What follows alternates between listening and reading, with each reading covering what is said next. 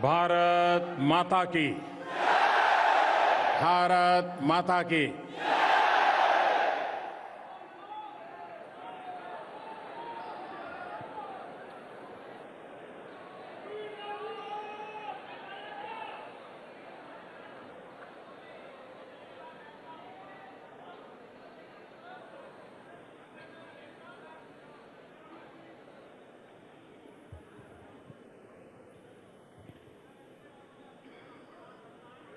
नमस्ते।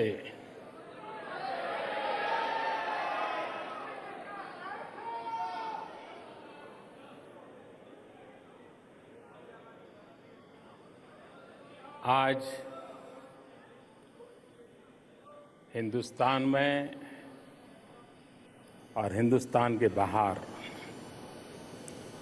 जो भारतवासी बस रहे हैं, उन सब के लिए एक बड़े आश्चर्य की घटना होगी कि चीन में इतनी बड़ी मात्रा में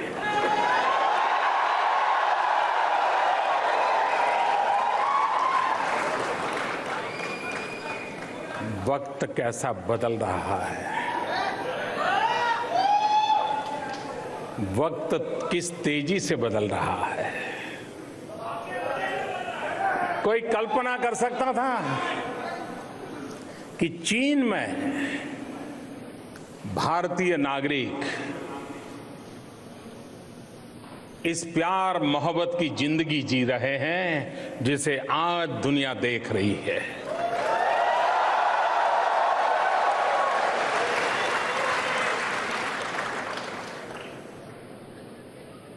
आज 16 मई है। ठीक एक साल पहले 16 मई 2014 ये जो 2.5 घंटे का टाइम डिफरेंस है ना, उसने आपको सबसे ज्यादा परेशान किया था। बहुत जल्दी उठ करके, जबकि हिंदुस्तान में लोग सोए थे, आपने पूछना शुरू कर दिया था रिजल्ट क्या आया।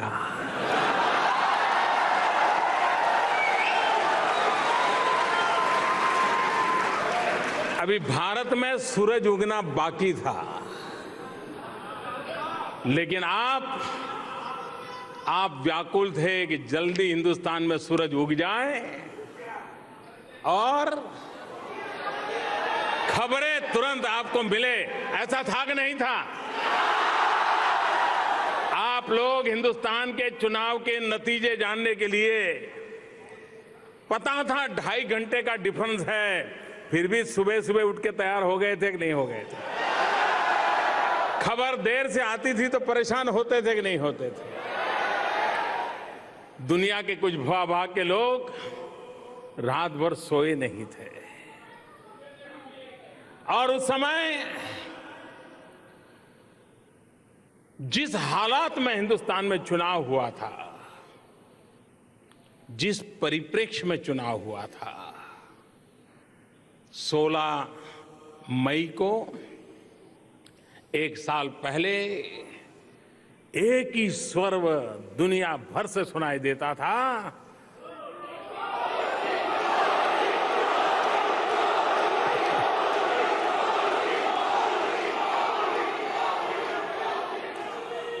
एक ही स्वर सुनाई दे रहा था,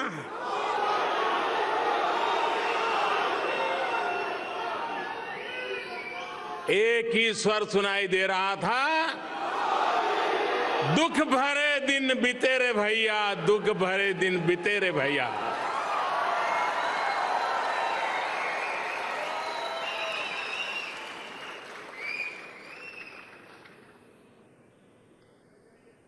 आपने तो विदेशों में रहे थे, कैसा समय बीता था। हिंदुस्तान के हो, ऐसा ही होता था ना। इंडिया से, अरे चलो चलो यार, ऐसा ही होता था कि नहीं होता था? कोई पूछने को तैयार था क्या? कोई सुनने को तैयार था क्या? कोई देखने को तैयार था क्या? 1 साल के भीतर भीतर आप सीना तान करके आंख में आंख मिला करके दुनिया से बात कर पाते हो कि नहीं कर पाते हो? दुनिया आपको सम्मान से देखती है कि नहीं देखती है? आपको स्वयं के भारत की प्रगति के प्रति गर्व होता है कि नहीं होता है? भाइयों बहनों, जनता जनार्दन ईश्वर का रूप होता है। जनता जनार्दन एक परमात्मा का रूप होता है। जनता जनार्दन को एक तीसरा नेत्र होता है। सामूहिक विलक्षण बुद्धि शक्ति होती है और वो अपने तत्कालीन निजी हितों को छोड़ करके भी सर्वजन हिताय सर्वजन सुखाय संकल्प लेकर के कदम उठाता है। हिंदुस्तान के कोटि कोटि जनों ने एक सामूहिक शक्ति का परिचय दिया। हिंदुस्तान के कोटि कोटि जनों ने सामूहिक इच्छा शक्ति का परिचय दिया। कोटि कोटि जनों ने एक सामूहिक संकल्प शक्ति का परिचय दिया और 125 करोड़ देशवासी अपना भाग्य बदलने के लिए कृत संकल्प हो गए और तब जाकर के पोलिंग बूथ में बटन दबा करके इतना बड़ा फैसला कर लिया। लेकिन कोई कल्पना कर सकता है क्या? और चुनाव के अंदर मेरे प्रति जो अपप्रचार होता था वो क्या होता था? ये मोदी को कौन जानता है? गुजरात के बाहर कौन पहचानता है? ठीक है, गुजरात में उसकी गाड़ी चलती है, कौन जानता है? यही कहते थे ना, सब लोग यही कहते थे। और जब विदेश की बात आती थी, अरे भाई विदेश का तो इसको कुछ समझ ही नहीं है, क्या करेगा? यही चर्चा सुनी थी ना आपने? सुनी थी कि नहीं सुनी थी? वैसे मेरी जो आलोचना होती थी ना, वो सही थी, वो सच बोल रहे थे, क्योंकि मुझे गुजरात के बाहर कोई ज्यादा जाना आना भी नहीं था, मेरा कोई पहचान भी नहीं थी और हिंदुस्तान के बाहर तो सवाल ही नहीं उठता है। लेकिन आलोचना सही थी, आशंका सही नहीं थी।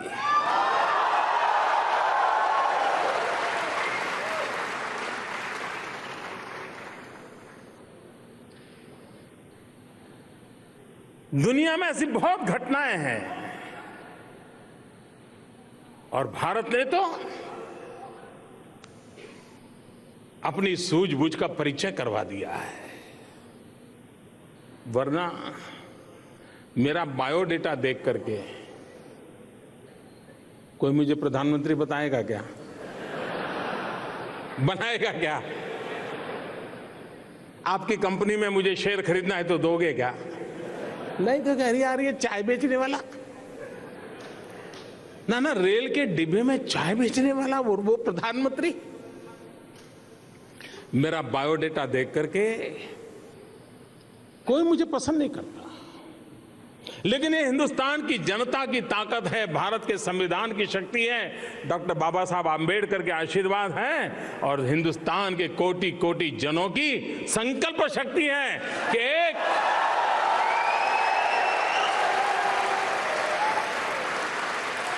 एक गरीब मां का बेटा भी अगर समाज के लिए समर्पित भाव से संकल्प लेकर निकल पड़ता है तो जनता जनार्दन आशीर्वाद देती है। आज मैं 16 मई 1 साल के बाद इस कोटि कोटि जनों के सामने अपना सर झुकाता हूं, उनको प्रणाम करता हूं, उनको नमन करता हूं और मैं फिर एक बार आज 16 मई को जो मैंने पिछली बार अहमदाबाद की धरती पर से कहा था, साबरमती के तट से कहा था, मैं दोबारा आज दोहराता हूं। वैसे राजनेता चीजें बुलाने में ज्यादा माहिर होते हैं, उनकी कोशिश रहती है कि यार अच्छा है लोग भूल जाए, न मैं भूलना चाहता हूं, न मैं भुलाने देना चाहता हूं।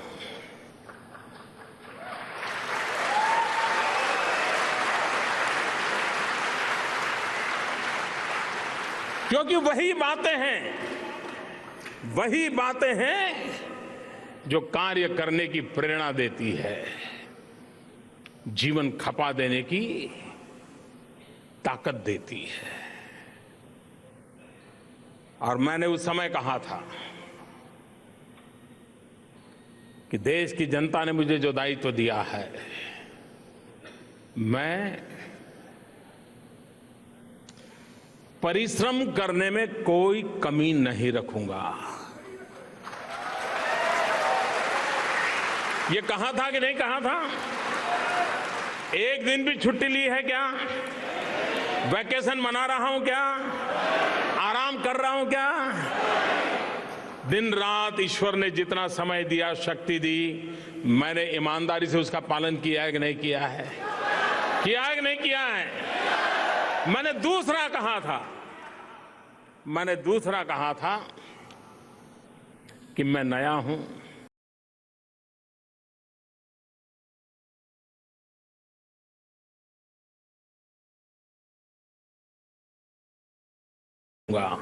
कर रहा हूं कि नहीं कर रहा हूं? हर किसी के सीखने का प्रयास करता हूं कि नहीं करता हूं? हमारे आलोचकों से भी सीखना चाहता हूं कि नहीं चाहता हूं? दुनिया में जो अच्छा हो रहा है उससे भी सीखने की कोशिश करता हूं कि नहीं करता हूं? एक विद्यार्थी की तरह खुले मन से हर अच्छी बात का स्वागत करने का प्रयास करता हूं और देश के लिए लागू करने के लिए कोशिश करता हूं।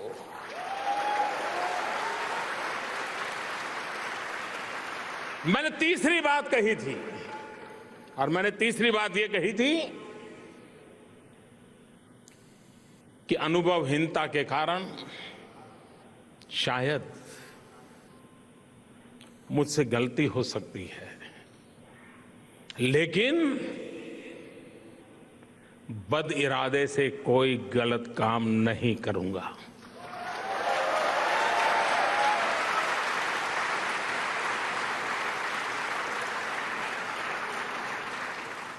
और आज 16 मई 2015 को हिंदुस्तान से दूर चीन की धरती से जब मैं बात बता रहा हूं, इस संतोष के साथ बता रहा हूं कि पूरे साल भर में किसी ने हम पर आरोप नहीं लगाया कि हमने बदिरादे से या निजी स्वार्थ से कोई गलत कदम उठाया हो, ऐसा कोई आरोप नहीं लगा।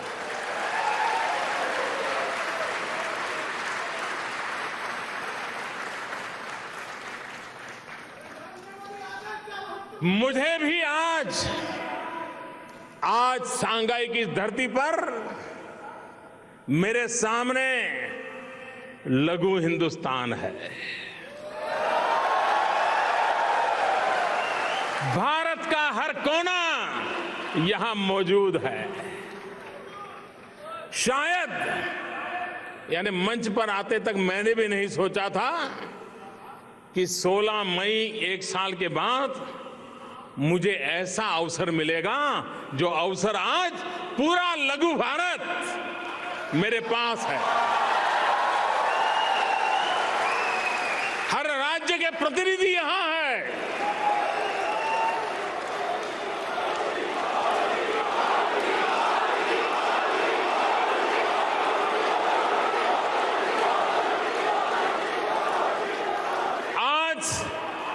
आज मैं आपसे आशीर्वाद मांगने आया हूं। आप मुझे आशीर्वाद दें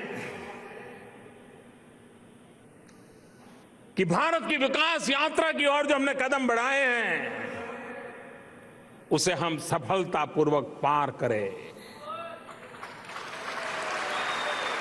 आप हमें आशीर्वाद दीजिए, जाने अनजाने में भी मैं ये आशीर्वाद आपसे मांग रहा हूं, क्योंकि ये मेरा कन्विक्शन है। जनता जनार्दन ईश्वर का रूप होता है और इसलिए मैं आशीर्वाद चाहता हूं। आप मुझे आशीर्वाद दें कि मेरे से कोई गलती न हो जाए जिससे मेरे देश का कोई नुकसान हो जाए।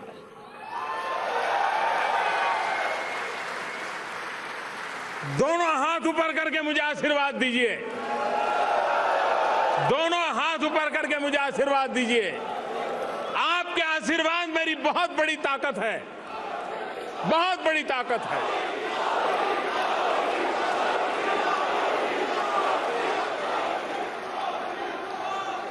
भाइयों बहनों, चीन का ये मेरा आखिरी कार्यक्रम है। 3 दिन का मेरा चीन में भ्रमण हुआ। आज मैं यहां से इसी कार्यक्रम से तुरंत मंगोलिया के लिए रवाना हो जाऊंगा।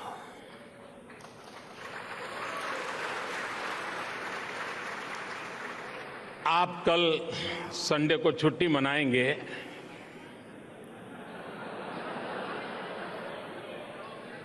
मैं मंगोलिया में काम करूंगा।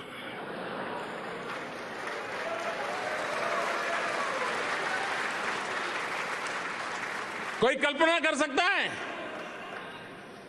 संडे को छुट्टी के दिन मंगोलिया अपनी पार्लियामेंट का सत्र बुलाएं और भारत के एक व्यक्ति को रविवार की छुट्टी के दिन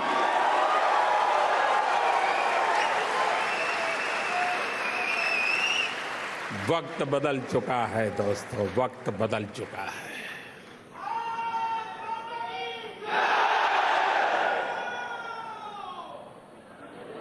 चीन के इतिहास में मैं मानता हूं ये यात्रा एक नए सीमा चिन्ह के रूप में देखी जाएगी।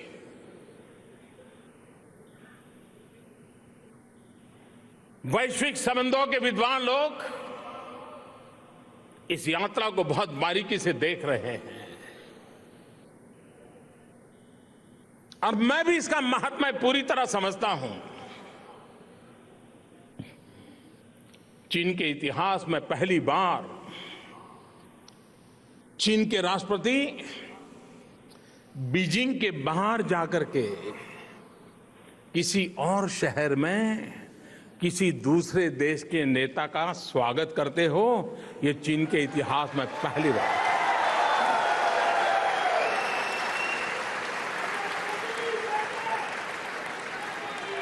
मैं चीन के राष्ट्रपति जी का हृदय से अभिनंदन करता हूं, आभार व्यक्त करता हूं कि उन्होंने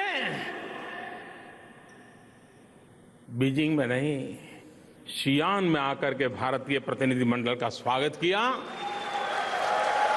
देशवासियों, ये स्वागत नरेंद्र मोदी का नहीं था, ये स्वागत मेरे साथ आए हुए डेलीगेशन का नहीं था, ये स्वागत 125 करोड़ देशवासियों का था।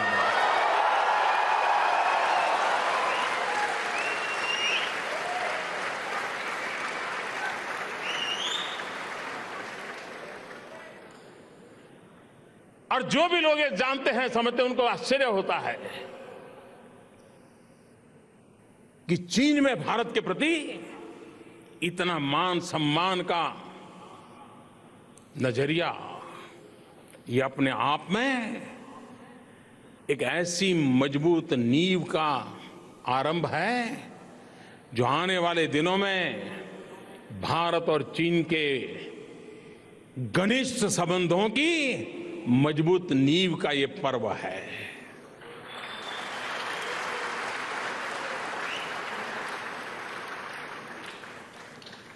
चीन से भारत की दोस्ती, उससे चीन को क्या मिला, भारत को क्या मिला, उस तराजू से सिर्फ तोलने से काम नहीं चलेगा। चीन और भारत दुनिया की 1/3 जनसंख्या है, 1/3। एक तरफ पूरा विश्व और एक तरफ हम दोनों।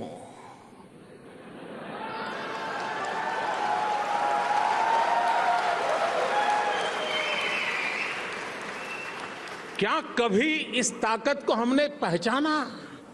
हम ही भूल गए थे। हम तो ऐसे, छोड़ो यार, हम तो बड़े गरीब देश है, छोड़ो यार। वक्त बदल चुका है दोस्तों, और इसलिए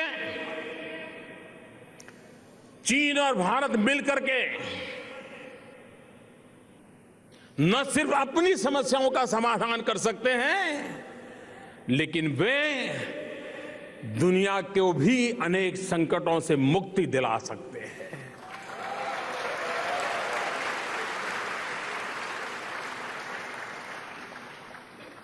आज से 10 साल पहले, 15 साल पहले, 20 साल पहले कोई सोच नहीं सकता था कि विश्व के मानचित्र पर कभी डेवलपिंग कंट्रीज को कोई पूछेगा क्या?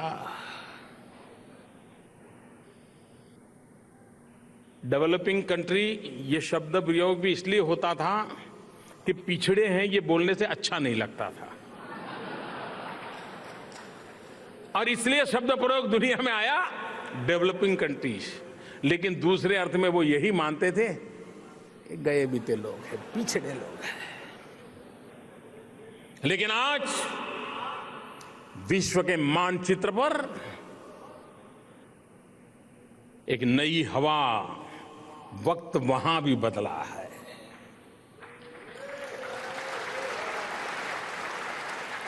सारी दुनिया देख रही है कि डेवलपिंग कंट्रीज, विशेष करके चीन और भारत मिलकर के विश्व को एक नया उमंग, नया उत्साह, नई गति देने के लिए सामर्थ्यवान है। और भारत ने ये दायित्व तो निभाना है, और मैं देशवासियों आपको विश्वास दिलाता हूं, हिंदुस्तान इसके लिए पूरी तैयारी कर रहा है।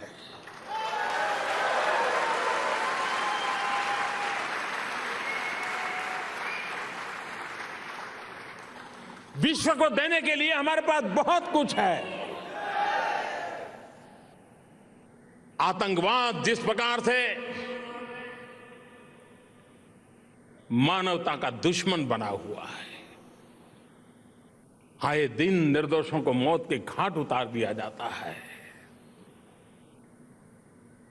एक दूसरे के लहू के प्यासे हुए हैं। विश्व का कोई भूभाग ऐसा नहीं है जो आतंकवाद के कारण रक्त रंजित न हुआ हो। गांव से भरी हुई, गोलियों से छलनी हुई विश्व जनता, उसे मरहम कौन लगाएगा? इस संकट की घड़ी से जीने का विश्वास कौन देगा? वो ही दे सकता है जिसके पूर्वजों ने वसुधैव कुटुंबकम का मंत्र दिया है। पूरा विश्व एक परिवार है, हम सब भाई हैं। भाषा भिन्न होगी, किसी की आंख की साइज होगी, किसी के नाक की साइज एक होगी, किसी के चमड़ी का रंग एक होगा, किसी के बाल की सजावट एक होगी, लेकिन हम सब वसुधैव कुटुंबकम। हजारों साल पहले हमारे पूर्वजों ने पूरे विश्व को एक परिवार माना है। ये शक्ति हमारी रगों में है, हमारे डीएनए में है, और हम विश्व को इसका परिचय कराएं, विश्व को इसकी अनुभूति कराएं। विश्व को संकट से बाहर आने की हम भी उंगली पकड़ करके साथ चलें। ये भारत से दुनिया की अपेक्षा है, और मैं कहता हूं हिंदुस्तान इसके लिए तैयार हो रहा है।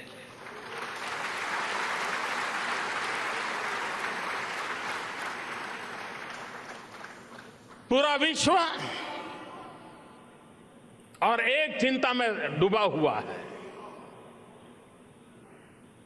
सब दूर एक ही चर्चा है, ग्लोबल वार्मिंग, क्लाइमेट चेंज, प्रकृति का संकट। ये स्थिति किसी और ने पैदा नहीं की है, ये स्थिति इंसान ने पैदा की है। ये स्थिति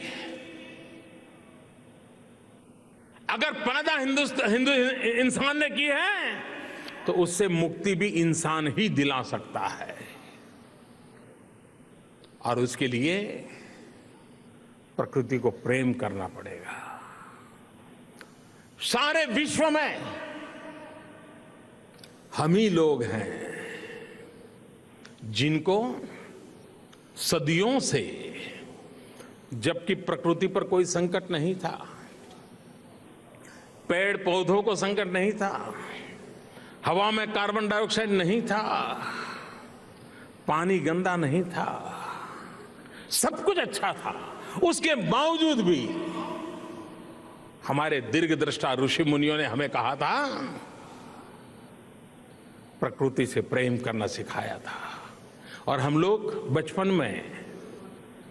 में घर में बिस्तर पर से पैर नीचे रखते थे तो माँ कहती थी कि देखो बेटे, सुबह उठ करके बिस्तर पर से जब पैर जमीन पर रखते हो ना तो पृथ्वी माता की क्षमा मांगो। आप में से कोई ऐसा नहीं होगा जिसको अपनी मां ने बचपन में न बताया हो। आज ग्लोबल वार्मिंग की चर्चा करने वालों को पता है कि मेरी रगों में ये भाव है कि पृथ्वी मेरी माता है, ये पृथ्वी मेरी मां है, उसकी रक्षा मां के एक बेटे के नाते जितनी मां के लिए मेरा दायित्व होता है उतना ही मेरी पृथ्वी माता के लिए होता है। ये हमें सिखाया गया। इतना ही नहीं, हमें बचपन में ये सिखाया गया, सिर्फ पृथ्वी नहीं, पूरा ब्रह्मांड तुम्हारा परिवार है। ये सिखाया गया, पूरा ब्रह्मांड तुम्हारा परिवार है। बचपन में हम सबको अपनी मां सिखाती थी कि देखो बेटे, ये जो चांदा है ना, ये तेरा मामा है। कहा था कि नहीं कहा था? ये सूरज है, वो तेरा दादा है, वो जरा तपता है ना। पूरे ब्रह्मांड को अपना परिवार, ये जिस धरती पर से कल्पना निकली हो, क्या दुनिया को ग्लोबल वार्मिंग से बचने के लिए प्रकृति को प्रेम करने से उत्तम कोई मार्ग नहीं हो सकता। और हम ही लोग हैं जिन्होंने कहा exploitation of nature is a crime. प्रकृति का दोहन ही हमें अलाउड है, प्रकृति का शोषण अलाउड नहीं है। मिल्किंग ऑफ द नेचर, इससे अधिक हम नहीं ले सकते। आज विश्व को समस्याओं से मुक्ति दिलाने के लिए जिस महान तत्वज्ञान के हम धनी हैं, महान सांस्कृतिक विरासत के धनी हैं, हम अपने आप को भूल गए हैं। एक बार हम अपने सामर्थ्य को जान लेंगे, हम उस दिशा में चल पड़ेंगे, शक्ति के साथ चल पड़ेंगे और पूरी दुनिया को हमारे में समेट करने का सामर्थ्य हमारे में पैदा होगा।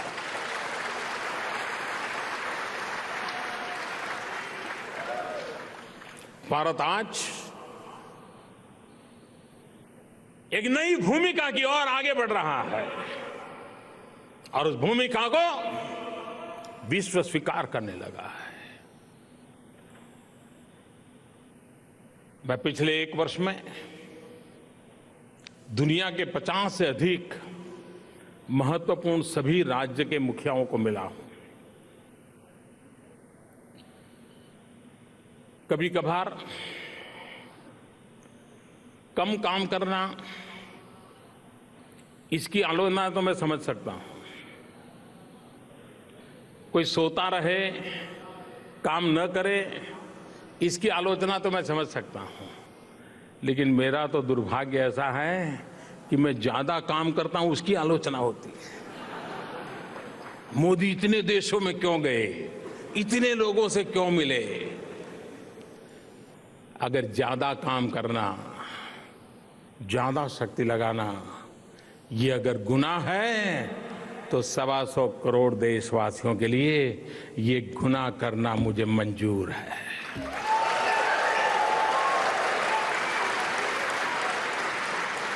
क्योंकि मेरा संकल्प है, मेरे समय की प्रत्येक पल, मेरे शरीर का प्रत्येक कण सिर्फ और सिर्फ 125 करोड़ देशवासियों के लिए है।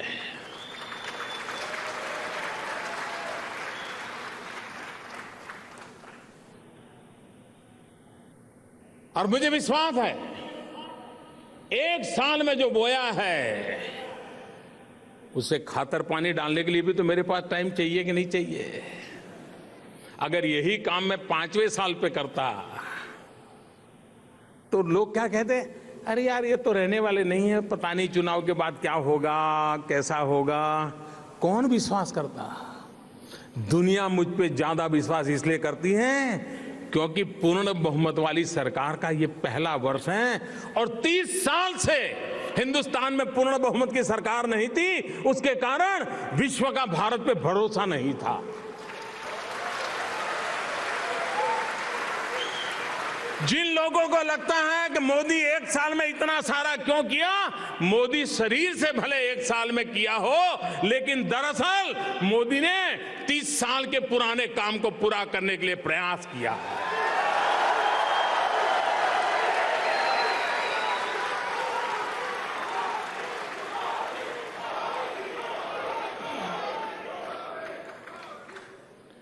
आज देखिए चीन में कैसा बदलाव आया है। आमतौर पर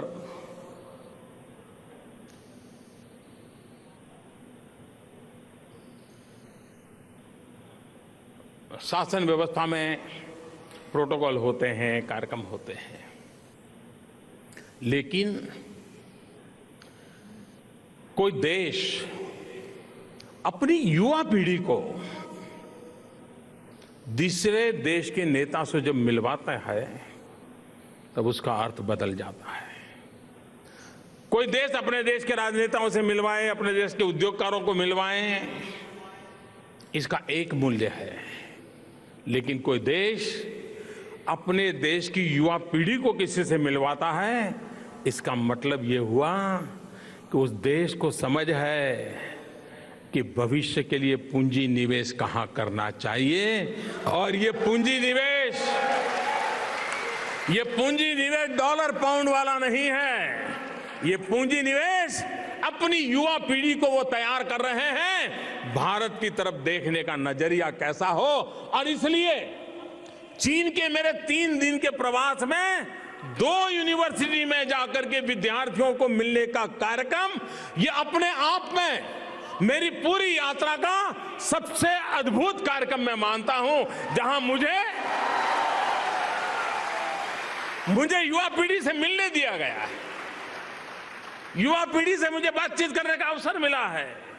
और चीन की युवा पीढ़ी अगर भारत को जान ले तो फिर पूछना ही क्या है, कहीं रुकना नहीं है दोस्तों। और मेरी यात्रा में जो शियान गया, शायद यहां बहुत कम लोगों को मालूम होगा, मैं बता दूं आपको, यहां कोई समय सीमा है क्या? आपको तो कल छुट्टी है, मुझे नहीं है।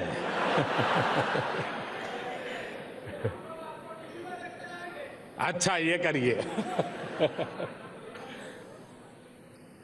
देखिए शियान जो मेरा कार्यक्रम बना उसकी बड़ी एक विशेषता है। हम लोग सब बचपन में पढ़ते थे इतिहास कि ह्वेन सांग नाम का एक फिलोसोफर हिंदुस्तान आया था चाइना से और भारत भ्रमण किया था और उसने बहुत कुछ लिखा था, दार्शनिक थे। मेरा जन्म जिस गांव में हुआ है, महसाना जिले में बड़नगर, गुजरात में, तो ह्वेन सांग ने जो लिखा है उसमें उसने मेरे गांव का वर्णन लिखा है और वो वहां जाकर के रहे थे। और हम सामान्य रूप से सोचते हैं कि भगवान Buddha eastern part of India थे, बिहार और उस क्षेत्र के भाग में, लेकिन ह्वेन सांग ने लिखा है कि भगवान बुद्ध का प्रभाव वेस्टर्न इंडिया में भी उतना ही था। और उन्होंने लिखा था कि बड़नगर में, जो कि मेरा जन्म स्थान है, वहां पर बौद्ध भिक्षुओं की शिक्षा दीक्षा के लिए एक बड़ा एजुकेशनल इंस्टीट्यूट था, हजारों बालकों के रहने की हॉस्टल थी। वो उसने लिखा है कि मैंने देखा वहां, वो भी काफी समय वहां रहे थे। जब मैं मुख्यमंत्री बना तो मुझे भी मन में विचार आया कि भाई ह्वेन सांग लिख करके गए हैं तो जरा देखे तो क्या है। तो मैंने सरकार को कहा जरा खुदाई करो भाई। अब कोई अपने यहां खुदाई करवाए क्यों करेगा, लेकिन मैं ऐसा ही हूं, मैंने खुदाई करवा दी। और आश्चर्य है कि मेरे गांव में तो वो सारी चीजें मिली खुदाई करने से, वो हॉस्टल्स मिले हैं, सारी चीजें ध्यान में आई। ह्वेन सांग ने जो लिखा है सब। जब मैं चुनाव जीत के आया और राष्ट्रपति शी का मुझे टेलीफोन आया तो उन्होंने टेलीफोन के अंदर इस बात का उल्लेख किया। उन्होंने बराबर अध्ययन करके रखा था कि आखिर मोदी चीज क्या है, और उन्होंने मुझे फोन पर मेरे जन्म स्थान का वर्णन किया। मुझे बड़ा आश्चर्य और आनंद भी हुआ। बाद में वो भारत आए तो उनकी इच्छा थी मेरे गांव जाने की, लेकिन वो गुजरात आए, गांव तक तो नहीं जा पाए थे क्योंकि वो अहमदाबाद से 80-90 किलोमीटर दूर है, समय का अभाव था। लेकिन उन्होंने मुझे एक और बात बताई। उन्होंने कहा तुम्हें मालूम है? मैंने कहा क्या? बोले ह्वेन सांग जो हिंदुस्तान में रहे, तुम्हारे गांव में रहे, और वहां से जब वो वापिस आए तो वे मेरे गांव में आए थे, शियान में आए थे, और वहां पर एक बहुत बड़ा बुद्ध मंदिर बना हुआ है। और कल वो मुझे वहां ले गए और ले जाकर के मुझे ह्वेन सांग की लिखी हुई जो किताब थी वो दिखाई, और उसमें उन्होंने निकाल के रखा था कि देखो ये तुम्हारे गांव का नाम है, चीनी भाषा में लिखा हुआ था, और ये तुम्हारे गांव का वर्णन है।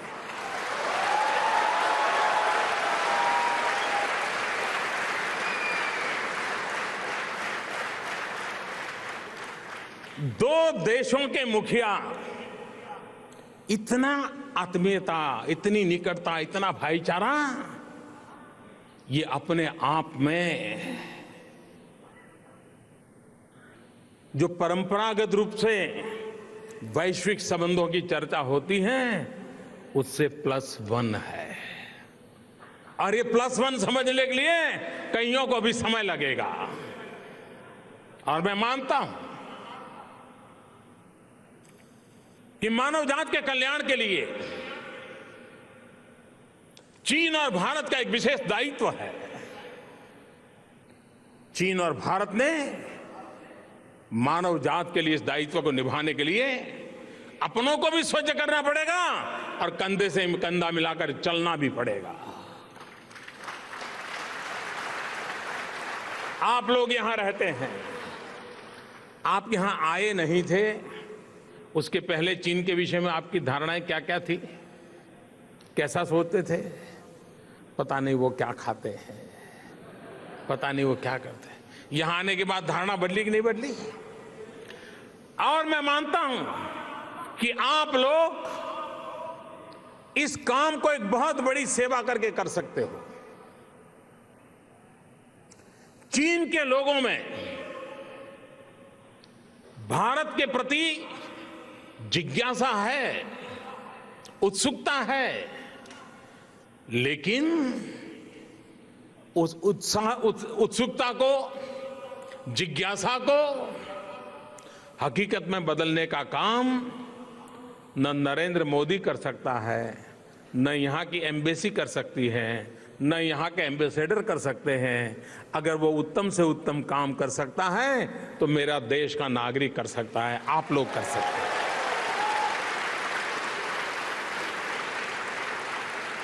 आप भारत का सही चित्र हर चीनी नागरिक में कैसे पहुंचाएं, उसकी जो जिज्ञासा है उसको हमारी शक्ति का परिचय कैसे कराया जाए, हमारी सांस्कृतिक विरासत का कैसे पढ़ाया जाए, और दुनिया को इन बातों का आश्चर्य होता है। आईटी के माध्यम से विश्व में भारत की पहचान बनाने में हमारे प्रोफेशनल 20-22 साल के नौजवानों ने बहुत बड़ा कमाल का काम कर दिया। सारी दुनिया को अजूबा हुआ कि ये हिंदुस्तान के पास टैलेंट है।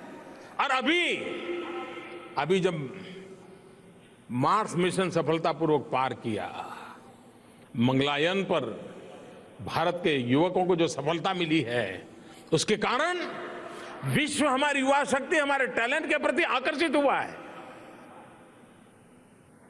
लेकिन समय की मांग है, भारत के नागरिक चीन को अधिकतम समझे, चीन के नागरिकों को समझे, और चीन के लोग अधिकतम भारत को समझे, भारत के नागरिकों को समझे। चीन के लोग जितनी संख्या में हिंदुस्तान में रहते हैं, उससे ज्यादा संख्या में भारतीय लोग चीन में रहते हैं। और इसलिए भारतीय नागरिकों की जिम्मेवारी ज्यादा है। हम दोनों को जोड़ने के लिए हजारों वर्ष की सांस्कृतिक विरासत है। हम अलग नहीं रह सकते। पीपल टू पीपल कांटेक्ट बढ़ेगा, उतनी हमारी ताकत बढ़ेगी। राज्य व्यवस्था, शासन व्यवस्था, शासक, उनका एक दायरा अलग है, लेकिन पीपल टू पीपल कांटेक्ट का दायरा अलग है, उसकी ताकत अलग है। और मैं उस ताकत को पहचानता हूं। हमें उस ताकत को जोड़ना है, उसे जानना भी है, जोड़ना भी है। आज पूरे विश्व में टूरिज्म का बड़ा ही बोलबाला है। सामान्य व्यक्ति भी दुनिया के 2-4 देश तो ऐसे ही देखने चला जाता है। भारत में टूरिज्म के लिए बहुत संभावनाएं हैं। दुनिया में टूरिज्म का $3 ट्रिलियन का बिजनेस है, छोटा नहीं है। हम भारत के नागरिक के नाते, हम यहां जो लोग काम करते हैं, हम कोई बड़े उद्योगकार नहीं है, हम प्रोफेशनल्स हैं। अच्छी जिंदगी जी सकते हैं, अपने बच्चों को अच्छी पढ़ाई कर सकते हैं, लेकिन हमको हिंदुस्तान में जाके 200-500 हजार रुपए का, 1000 करोड़ का कारखाना नहीं लगा सकते, क्योंकि हम उसी बैकग्राउंड से यहां पहुंचे हैं। तो क्या देश की सेवा करने के रास्ते बंद हो गए? क्या नहीं हुए। ज्यादा नहीं, आप सिर्फ हर साल 5 चीनी नागरिकों को हिंदुस्तान देखने के लिए धक्का मारो बस।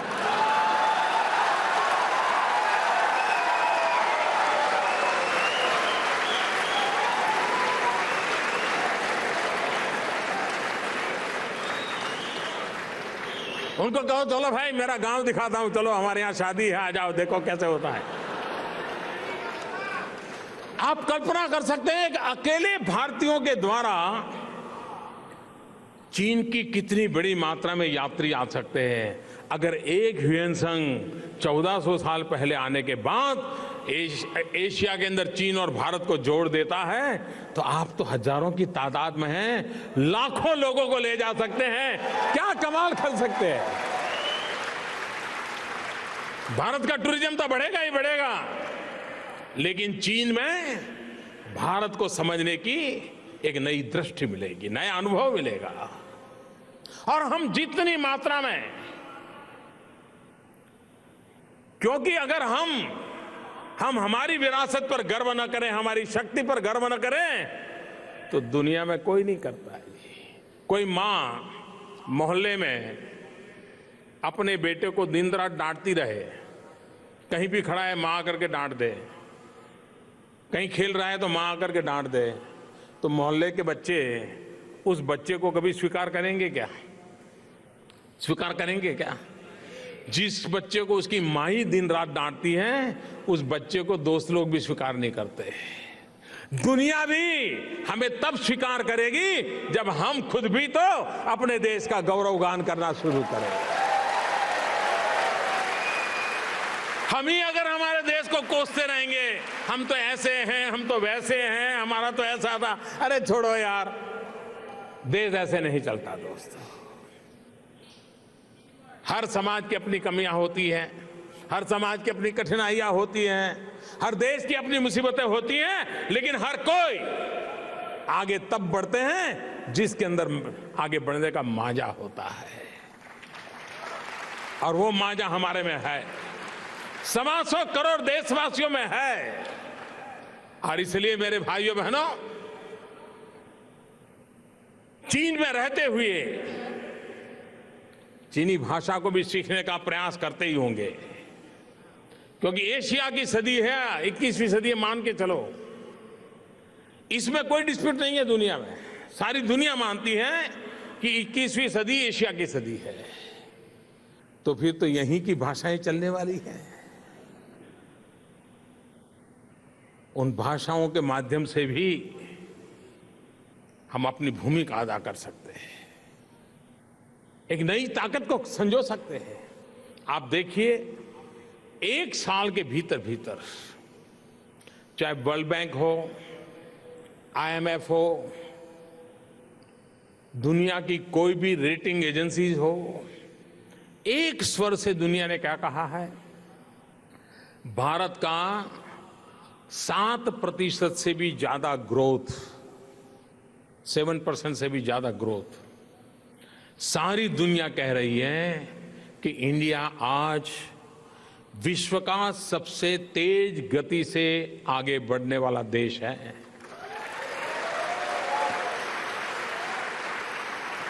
ये मैं नहीं कह रहा हूं, अंतर्राष्ट्रीय संस्थाएं कह रही हैं, जिनकी इस प्रकार के शब्दों की ताकत होती है। एक साल के भीतर भीतर,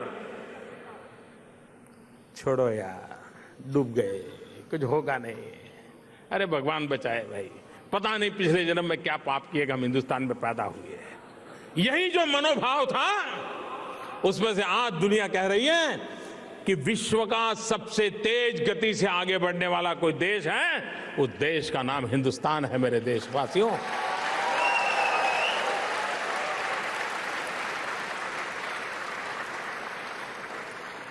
आखिरकार 30 साल में चाइना कैसे बदला? रातों रात नहीं बदला है, 30 साल लगे, और 30 साल तक उनका विकास दर दुनिया में सबसे तेज गति से था। उस ग्रोथ का परिणाम था कि चीन आज इन नई ऊंचाइयों पर अपने आप को ले गया। भारत को भी विकास दर को आगे बढ़ाना होगा, भारत को भी आर्थिक गतिविधियों को आगे बढ़ाना होगा, भारत को टेक्नोलॉजी में आगे बढ़ना होगा, भारत को रिसर्च एंड एनालिसिस में आगे बढ़ना पड़ेगा, और एक बार इन नए युग की ओर हम आगे बढ़ेंगे, हम दुनिया को बहुत कुछ दे पाएंगे, इस विश्वास के साथ हम कदम उठा रहे हैं।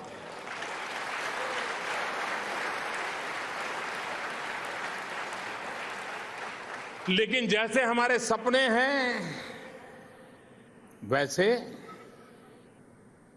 हमारे पैर जमीन पर भी है। शुरू में लोगों को बड़ा आश्चर्य हुआ कि मोदी क्लीन इंडिया का मूवमेंट लेके क्यों चला है, स्वच्छता अभियान क्यों चला रहा है। ये प्रधानमंत्री 15 अगस्त को लाल किले से टॉयलेट की बात करता है। बहुतों को आश्चर्य हुआ, लेकिन मैं मानता हूं मुझे वहीं से शुरू करना है, और मैं इसे छोटा नहीं मानता हूं, मैं इस काम को छोटा नहीं मानता हूं, क्योंकि मुझे दुनिया के सामने 125 करोड़ का देश, इतनी बड़ी सांस्कृतिक विरासत, इतना सामर्थ्य, जिसके पास 65% जनसंख्या 35 से कम आयु की हो, वो देश सीना तान करके खड़ा होना चाहिए कि नहीं होना चाहिए? क्यों रुकना चाहिए, क्यों झुकना चाहिए? और इसलिए मेरे भाइयों बहनों, देश को चाहे सामाजिक जीवन हो, आर्थिक जीवन हो, शैक्षणिक जीवन हो, वैश्विक संबंध हो, हर प्रकार से इस देश को नई ऊंचाइयों पर ले जाने का संकल्प लेकर के हम आगे बढ़ रहे हैं। और आज चीन के इतिहास की एक अद्भुत घटना है। ये मैं नजारा देख रहा हूं, जहां भी पीछे मेरी नजर जा रही है, माथे ही माथे मुझे नजर आ रहे हैं। आप लोगों ने इतना बड़ा कार्यक्रम की रचना की है। मैं आपको 100 सलाम करता हूं दोस्तों, 100 सलाम करता हूं।